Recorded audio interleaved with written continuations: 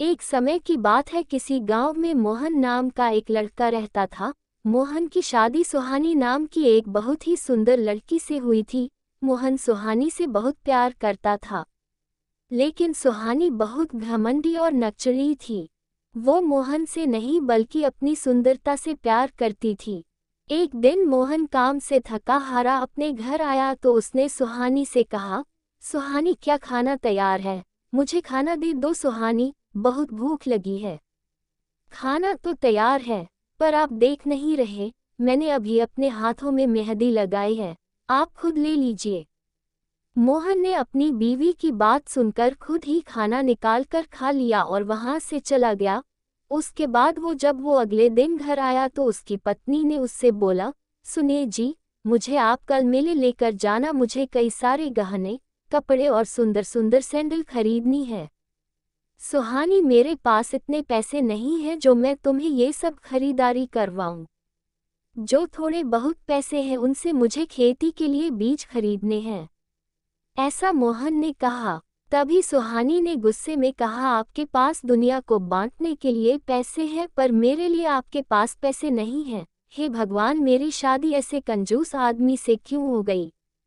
मोहन पूरी रात अपनी पत्नी के तानों से इतना दुखी हो गया कि उसे नींद ही नहीं आई और वो पूरी रात सोचता रहा, आखिर मेरी पत्नी को मुझसे प्यार क्यों नहीं है? वो हमेशा अपने बारे में क्यों सोचती है? जब सुबह हुई तो वो अपने काम के लिए निकल गया। रास्ते में उसे एक बड़ा पत्थर मिला। पत्थर देखकर वो बोला, अरे ये इतना बड़ा पत्थर यहाँ बीच सड़क पर कैसे आया? इस पत्थर से किसी को चोट लग सकती है, मैं इसे सड़क के किनारे रख देता हूँ। मोहन ने अपनी पूरी ताकत से उस पत्थर को वहां से हटा दिया। मोहन जब पत्थर हटा रहा था तो उसे एक चुड़ैल देख रही थी। वो मोहन के पास गई। चुड़ैल हंसती है, ही। मोहन डरकर कहती है, कौन हो तुम? चुड़ैल मोहन को बताती है, मैं पुराने बरगद की चुड़ैल हूँ। आज सुबह से लोग इस रास्ते से जा रहे हैं लेकिन किसी ने भी इस पत्थर को नहीं हटाया। तुम बहुत अच्छे इंसान हो, मैं तुमसे बहुत खुश हूँ। बताओ, तुम्हें क्या चाहिए? मोहन कहता है, मुझे जाने दीजिए, मुझे कुछ नहीं चाहिए। ये कहकर मोहन वहां से भाग गया, लेकिन चुड़ैल ने अपनी मायावी शक्ति से मोहन के बारे में पता लगा लिया। चुड़ैल मन ही मन सोचती है, इतने अच्छे इंसान की इतनी घमंडी पत्नी, मुझे इस इंसान के लिए कुछ करना चाहिए।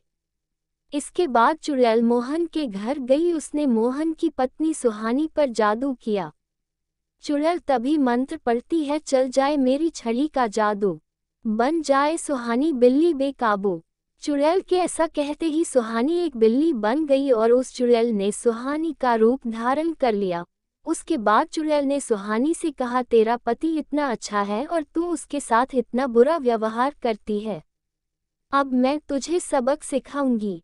बिल्ली, सुहानी, तुमने मुझे बिल्ली क्यों बनाया? मुझे पहले जैसा बना दो, नहीं तो मैं अपने पति को सारी सच्चाई बता दूंगी।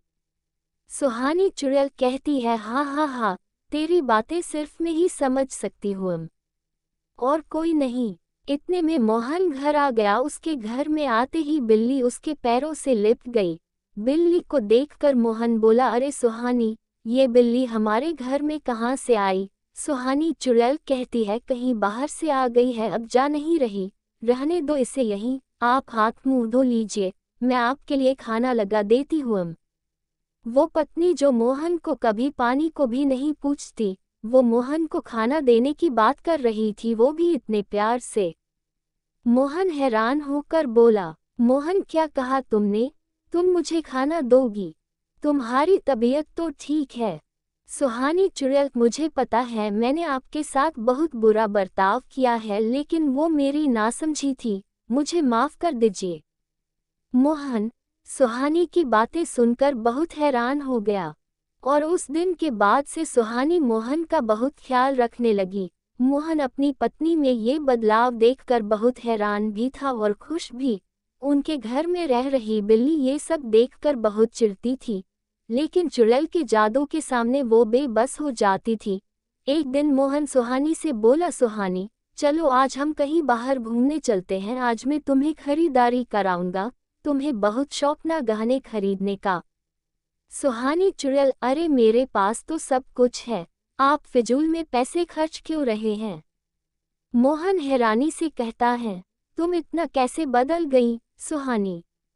मुझे कभी कभी विश्वास नहीं होता कि तुम वही सुहानी हो जिसे अपनी सुंदरता पर इतना घमंड था और जो बात बात पर मुझसे लड़ा करती थी। मोहन के बार बार कहने पर सुहानी बाजार जाने के लिए तैयार हो गई, लेकिन सुहानी जैसे ही तैयार होने के लिए अपने आप को शीशे में देख रही थी, उसी समय मोहन वहां आ गया और उसने अपनी पत्नी को शीशे में चुड़ैल के रूप में देख लिया। ये सब देखकर वो दंग रह गया और डर कर बोला। मोहन कहता है, तुम सुहानी नहीं हो, तुम तो वही चुड़ैल हो जो उस दिन मुझे रास्ते का पत्थर हटाते हुए मिली थी। तुमने मेरी बीवी के साथ क्या किया? कहाँ है वो? मोहन की बात सुनकर चुड़ैल अपने असली रूप में आकर कहने लगी। चुड़ैल, मुझे माफ कर दो मोहन, मैं तुम्हें धोखा नहीं देना चाहती थी, लेकिन तुम बहुत अच्छे इंसान हो और तुम्हारी पत्नी तुम्हारे साथ बहुत बुरा बर्ताव करती थी जो देखकर मुझे अच्छा नहीं लगा। इसी कारण मैंने ये कदम उठाया और तुम्हारी पत्नी के साथ मैंने कुछ नहीं किया। ये जो बिल्ली तुम्हारे घर में रह रही है, यही तुम्हारी पत्नी है। चुड़ैल ने मोहन को सारी सच्चाई बताने के बाद सुहानी को दोबारा इंसान बना दिया। उसके बाद चुड़ैल बोली, मोहन, अगर मैं चाहती तो तुम्हारी पत्नी को मार भी सकती थी, लेकिन मैंने ऐसा नहीं किया क्योंकि मैं तुम्हारी पत्नी को बस ये दिखाना चाहती थी कि अपने पति के साथ कैसे व्यवहार किया जाता है।